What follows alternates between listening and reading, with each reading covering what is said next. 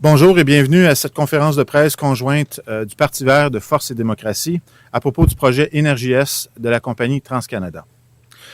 J'ai grand plaisir aujourd'hui d'être accompagné de Mme Elizabeth May, chef du Parti vert, ainsi que 2 représentants du groupe de société civile qui s'opposent eux aussi à ce projet. M. Martin Poirier de Non à une marée noire du Saint-Laurent et également M. Benoît Saint-Hilaire de Prospérité sans pétrole et RVHQ. On avait également Mme Odette Sarrazin du groupe Vigilance Hydrocarbures de mon comté de Repentigny qui devait être présente, mais je crois qu'avec la première neige aujourd'hui, elle devrait joindre à nous bientôt. Et je tiens à tout le monde d'être présent aujourd'hui. Je sais que M. Jean-François Fortin aurait voulu être présent aujourd'hui, mais malheureusement, ici, il est absent aujourd'hui, c'est que sa mère est décédée hier matin. Je pense qu'avant toute chose, ça serait bien qu'on témoigne de nos plus sincères condoléances, tout le monde ensemble. Merci. Au cours des dernières semaines, et même au cours des derniers jours, de nombreuses révélations ont été faites sur le projet Énergie-Est. Nous avons vu à quel point les moyens sont disproportionnés entre les promoteurs de projet Énergie-Est et les citoyens touchés par le projet. C'est un vrai David contre Goliath. Et en tant qu'élus, nous ne pouvons rester les bras croisés devant une telle situation, une telle injustice. C'est ce qui a mené à l'initiative conjointe du Parti vert de Force et démocratie aujourd'hui. Nous voulons ensemble redonner la parole aux citoyens et aux citoyennes qui n'ont jamais été consultés sur le projet d'oléoduc Énergie-Est. Au Québec, le projet de pipeline n'a clairement pas obtenu l'acceptabilité sociale nécessaire. TransCanada ne peut prétendre même à coup de campagne de publicité qu'elle répond aux préoccupations des citoyens qu'elle n'a jamais entendues. Force et démocratie est un parti qui est fondé sur l'engagement de défendre l'intérêt des régions et des citoyens, et c'est ce que nous faisons ici. Les députés de Force et démocratie mettent leur voix au service des intérêts des citoyens plutôt que le silence complice qui sert les partis nationaux. Les citoyens constatent que le projet Énergie-Est n'apporte pas les bénéfices promis aux régions du Québec. Ils voient plutôt que ce sont eux qui devront assumer tous les risques. Et ils commencent à s'organiser. Un exemple, le succès fulgurant de la campagne Doublons la mise, qui a permis de récolter 385 000 $ en quelques jours seulement, montre que les citoyens sont largement opposés au projet d'oléoduc Énergie-Est. Ils sont prêts à se mobiliser, ils sont prêts à faire valoir leurs arguments. Ils espèrent que les élus fédéraux se préoccuperont des intérêts de leurs concitoyens avant de se préoccuper des intérêts de leur parti. Et c'est ce que Force et démocratie fait de concert avec le Parti vert. Maintenant, je vais céder la parole à Mme Elizabeth May. Merci. Merci, M. Larose, et merci à mes collègues ici. Nous sommes ensemble avec les inquiétudes au sujet de le processus pour l'oléoduc Énergie-Est et nous voyons exiger que les études environnementales et les audiences publiques vont donner le rôle primordial des citoyens de région pour partager leurs concerns. Je suis maintenant adjoint par mon nouveau chef adjoint, Daniel Green, et je vais donner la parole pour seulement 1 minute pour ajouter les points selon le Parti vert. Merci, Daniel Green, chef adjoint Parti vert du Canada. J'ai vécu, évidemment, le processus de l'Office national de l'énergie sur la ligne 9B de Enbridge. Je peux vous dire que l'approche d'évaluation environnementale pour ce pipeline-là, comparée aux traditions québécoises d'évaluation environnementale, c'est vraiment néandertal. Quand on pense que les membres de l'Office national de l'énergie, en vertu de leur loi habilitante, doivent habiter à Calgary, on est très loin des préoccupations de la vallée du Saint-Laurent, que ce soit la rive sud, la rive nord. On parle d'une traversée de nombre innombrable de rivières, certaines rivières quasiment culturelles et patrimoniales au Québec, les meilleures terres agricoles, et tout ceci draine dans le fleuve Saint-Laurent, source d'eau potable pour quasiment 90% de la population québécoise. Alors donc, les enjeux de ce pipeline-là, la procédure fédérale d'évaluer ce projet-là est une procédure qui est complètement à l'extérieur des traditions québécoises. Il fut un temps, quand il y avait un projet comme un projet terminal, que ça faisait conjointement entre le fédéral et le Québec. Et là, actuellement, suite aux modifications législatives du gouvernement Harper, le Québec on est défranchi de notre possibilité d'intervenir de façon égale à égale pour savoir si on veut ce pipeline ou non. Alors, donc, c'est les commentaires. Merci.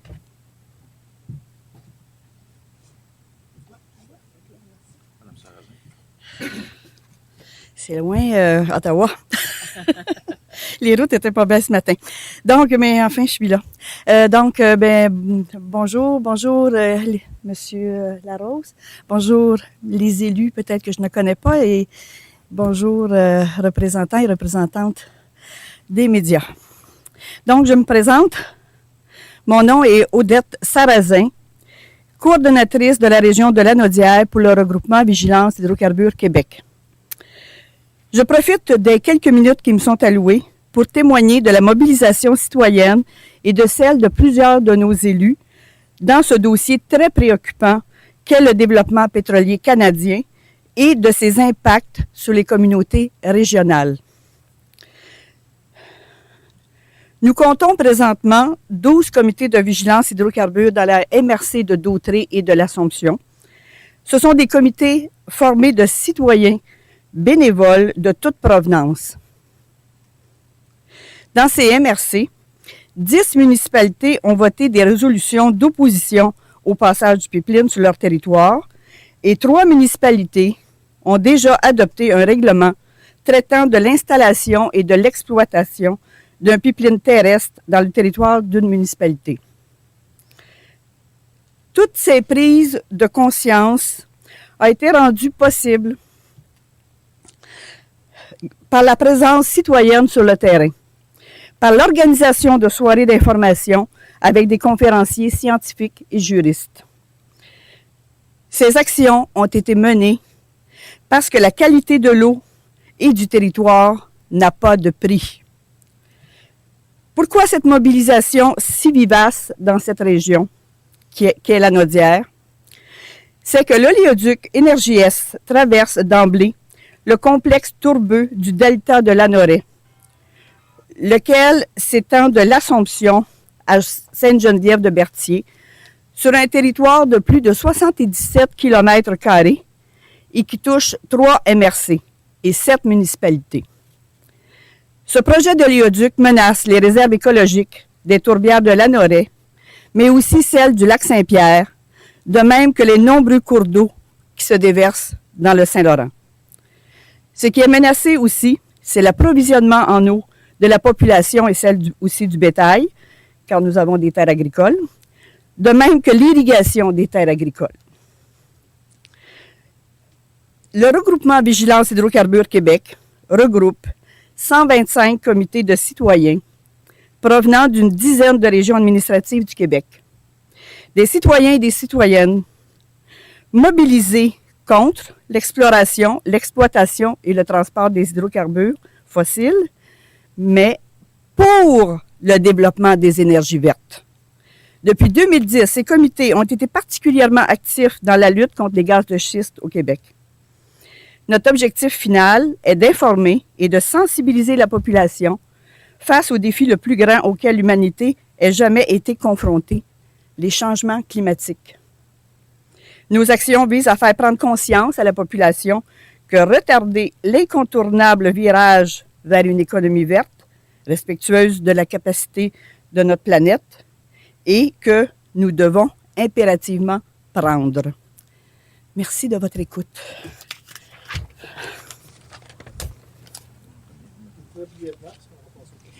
Oui, merci. Alors, Benoît Saint-Hilaire, Prospérité sans pétrole, les membres du RVHQ. Alors, à titre de citoyen, je suis heureux de prendre 2 jours de mon temps, de partir de Rimouski, de faire 16 heures de route pour venir vous rencontrer.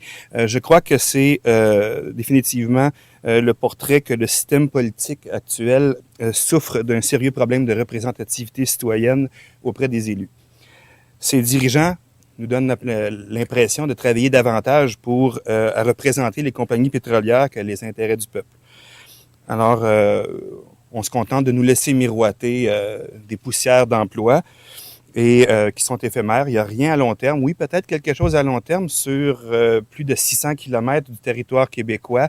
On va nous dénaturer le Québec par un tuyau de pétrole qui est essentiellement ou en grosse majorité voué à l'exportation. Alors, comme aime le souligner mon collègue, on ne refera pas l'unité canadienne avec un oléoduc d'un océan à l'autre. Je crois qu'il est illégitime que des premiers ministres s'immiscent dans un débat s'imposant comme tout simplement des lobbyistes d'une compagnie privée. La visite de Brian Gallant pour la promotion d'Énergie S, celle de M. Prentice qui tente de nous faire verser quelques larmes, qui prédit même que les Canadiens vont regretter si le projet TransCanada ne voit pas le jour. Celui de M. Wall qui frôle l'intimidation des gouvernements ontariens et québécois. Son ingérence dans le dossier est odieuse. Faire adopter une motion pour que le Québec ne nuise pas à TransCanada. Affirmer que le Québec crée des barrières inutiles au projet de TransCanada. Si les gouvernements, à notre avis, si les gouvernements ont quelque chose à dire sur le projet, ils devraient probablement le faire, pas probablement, assurément le faire, en déposant mémoire à l'ONU. Je rappelle que la population vit actuellement les conséquences d'une loi mammouth. Donc, on a attaqué nos cours d'eau, on a muselé les scientifiques, on restreint même le temps d'analyse de l'ONU. Donc, je crois que grâce à l'implication citoyenne, il est clair maintenant que la population du Québec a tout en main pour refuser ce projet et se diriger vers des développements durables. Merci.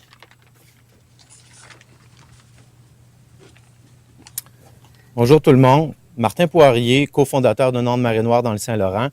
Nous sommes aussi l'un des groupes qui est initiateur de la campagne Coule pas chez nous. Il ne faut pas se cacher que tout le long du trajet d'Énergie Est au Québec, il y a des comités citoyens qui se sont mis en place afin de démontrer qu'il y a un refus concret, mais surtout d'informer la population à défaut d'avoir de l'information qu'on qualifie d'objective. Donc, pour nous, l'importance de l'implication citoyenne a véritablement été démontrée dans ce dossier-là. On a vu dernièrement le rapport d'Edelman qui a été coulé avec TransCanada. On voit que TransCanada se comporte comme un mauvais citoyen corporatif avec une stratégie agressive de communication. Quand on parle d'enquêter sur les groupes citoyens, quand on parle de vouloir soudoyer des politiciens, quand on parle de vouloir soudoyer aussi des journalistes, de mettre les médias de son côté, pour nous, c'est toutes des pratiques qui viennent démontrer encore plus l'importance de refuser un tel projet. Mais surtout, pour nous, les Québécois, l'intégrité de l'ensemble du Saint-Laurent. On parle beaucoup de la question environnementale, mais si on y va sur la question économique, d'une rive à l'autre, pour nous, le Saint-Laurent, simplement avec le parc marin, on parle de 2300 emplois, on parle de plus de 200 millions de dollars de retombées pour une économie qui, elle, est déjà renouvelable.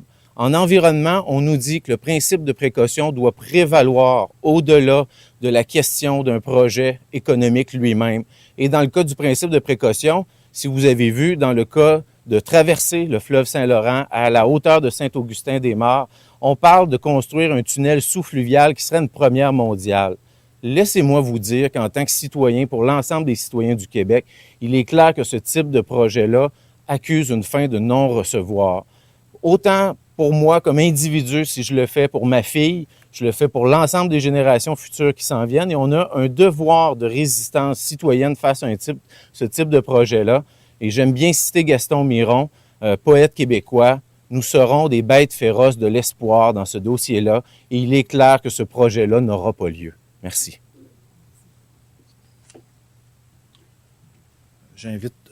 Merci à nos invités. J'invite maintenant les journalistes si vous avez des questions. Et juste pour rappeler que j'ai une conférence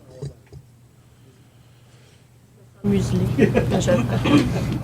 Ma question, peut-être M. Larose, Mme May, M. Green, est-ce que M. Couillard a suggéré hier qu'on pourrait aller ailleurs qu'à Cacouna? Il y a le fait que les Bélugas sont considérés comme une espèce en voie de disparition.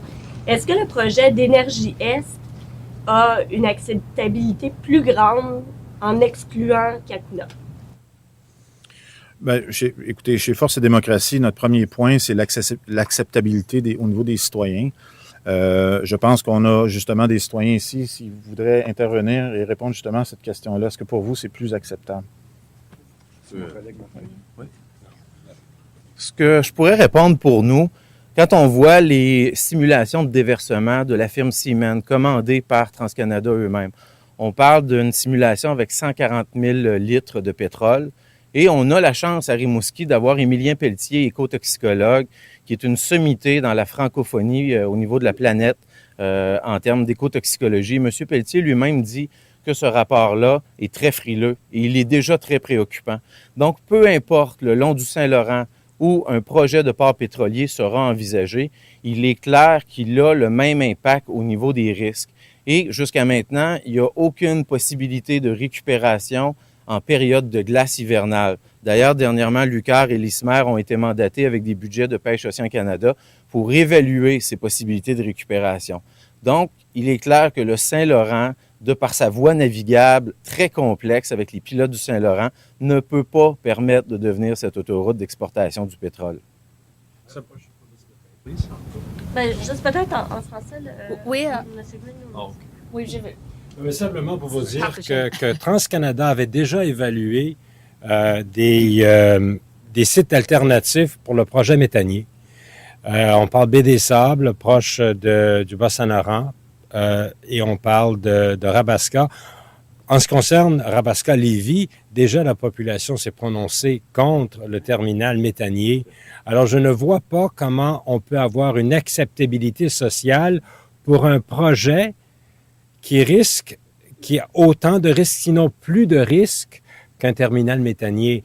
Alors, si on regarde l'étude d'impact de TransCanada, on ne peut pas concevoir un port pétrolier dans le fleuve Saint-Laurent sans un risque majeur à l'écosystème.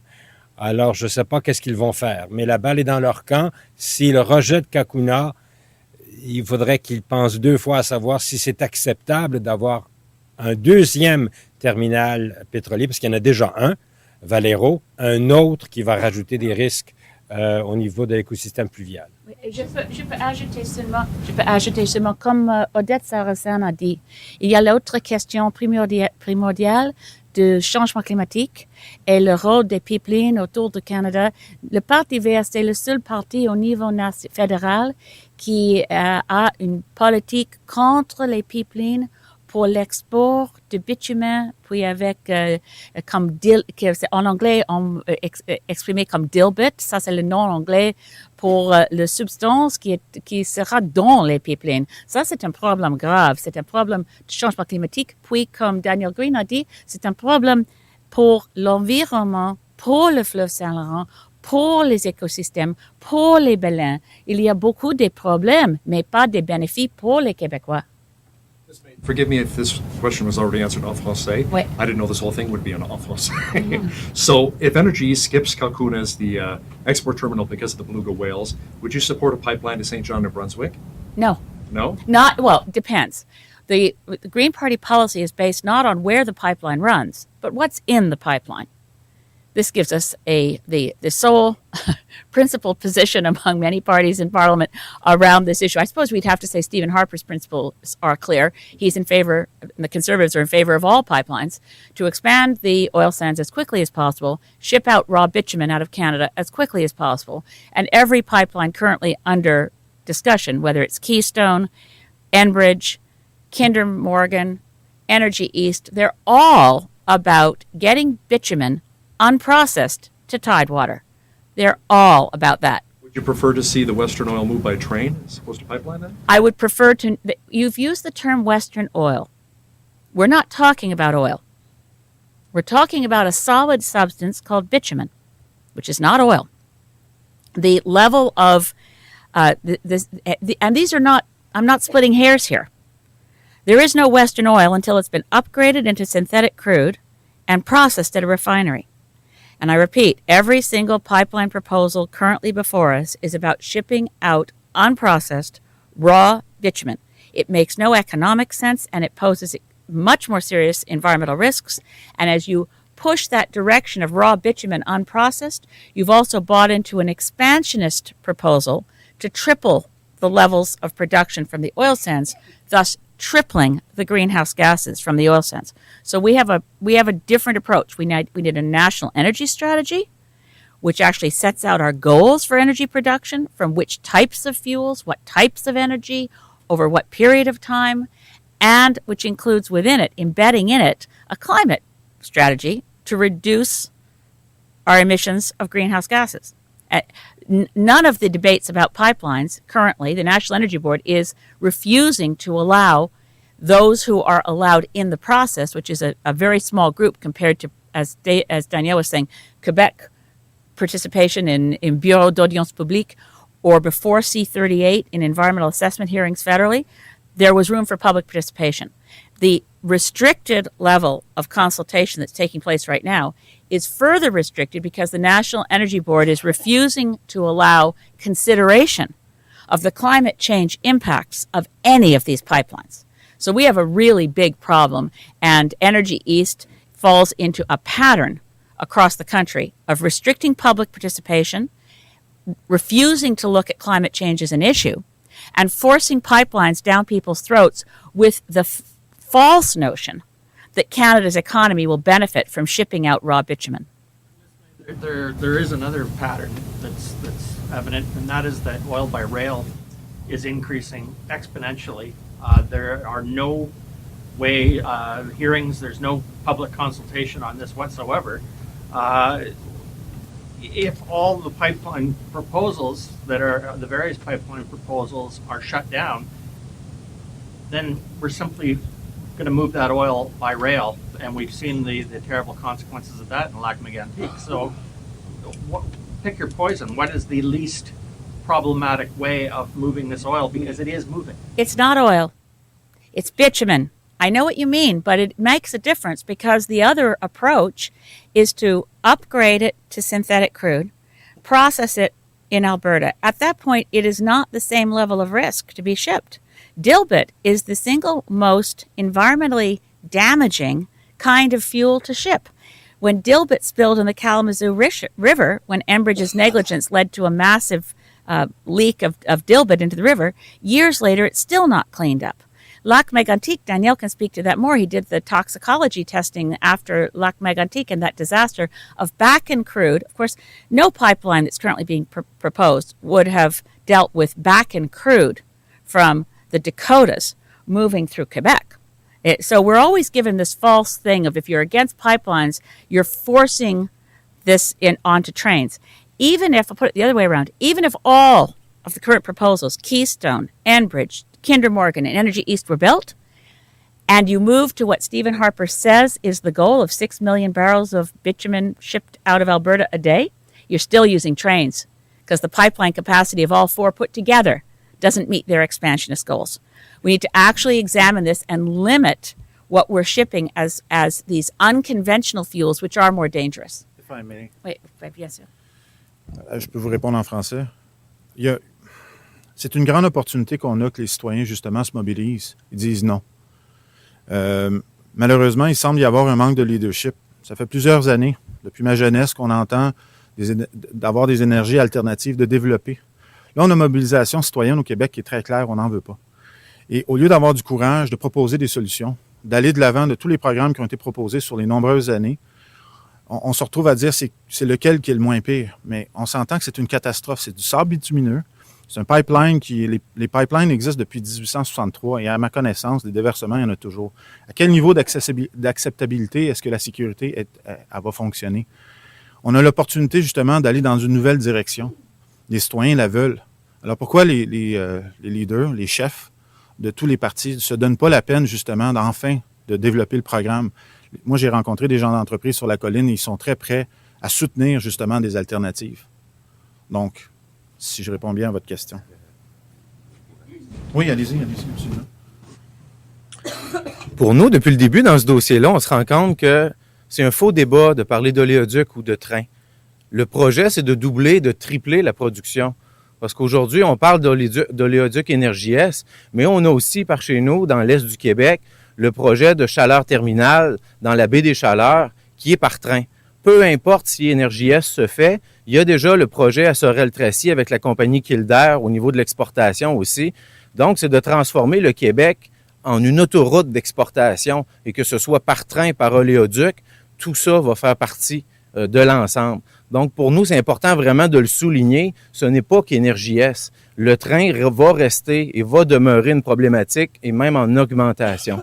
Donc, c'est clair qu'il faut briser ce débat-là, ce faux débat-là, de dire les oléoducs sont plus sécuritaires, donc il faut aller vers ça. On l'a vu, 48 heures après la catastrophe de Mégantic, TransCanada publiait déjà un communiqué disant que les oléoducs étaient plus sécuritaires. La compagnie se faisait déjà un capital politique sur le dos de cette tragédie-là. Et 2 mois plus tard, la compagnie Irving publiait un communiqué en disant « On est prêt à racheter le système ferroviaire de la MMA et de ne plus faire circuler de trains de pétrole à condition que les Québécois acceptent Énergie S. » Donc, il est clair que cette pression-là va demeurer train et oléoduc. Cette condition du Québec et de l'Ontario ne sont pas suffisantes, selon vous? Bien, nous, c'est sûr qu'on prend un certain recul, je vous dirais, avec les 7 conditions imposées par le Québec, parce que ces conditions-là sortent la même journée que le rapport d'Edelman est coulé. Et jusqu'à maintenant, avant que ce rapport-là soit coulé, pour nous, notre propre gouvernement se comportait déjà, à notre avis, un peu comme des lobbyistes. Quand le premier ministre du Québec, au lendemain du jugement du CQDE, que le CQDE a obtenu d'arrêter les travaux dans le port de Cacouna avec la compagnie TransCanada, le premier ministre du Québec disait déjà la journée même qu'au-delà de ce délai-là, TransCanada allait recommencer, peu importe, et qu'ils avaient besoin de ces données-là pour faire une évaluation environnementale. On avait besoin d'aller menacer la pouponnière des belugas pour faire une évaluation environnementale. Nous, on trouvait que c'était vraiment une malhonnêteté intellectuelle de se comporter de la sorte. Donc, de voir ces 7 conditions-là, nous, on les voit aussi comme une stratégie de communication, mais provenant de notre propre gouvernement, là. Seulement un point sur les 7 conditions. Le gouvernement du Parti québécois, suite à une commission parlementaire, avait aussi émis des conditions pour le projet 9B. Et là non plus, il n'y a pas eu de réponse ni de l'ONE, ni du promoteur. Alors, ces 2 gouvernements consécutifs qui émettent des conditions pour le passage de pipeline, qui semblent être accueillis gentiment, mais sans suite. Ça a pris quasiment le maire de Montréal et de la communauté métropolitaine de Montréal d'appeler lui-même le président de l'Office national de l'énergie pour demander à Enbridge, s'il vous plaît, rapportez-nous des conditions au niveau des valves pour protéger les traversées d'eau au Québec. Alors donc, on est loin d'être un gouvernement capable même d'entretenir et d'imposer des conditions. Parce que vous avez parlé d'imposer. Il n'y a aucune imposition de conditions de l'État québécois. C'est des demandes polies. Parce que l'ONE, actuellement au niveau des lois canadiennes, c'est l'ONE qui recommande et c'est le Parlement qui décide.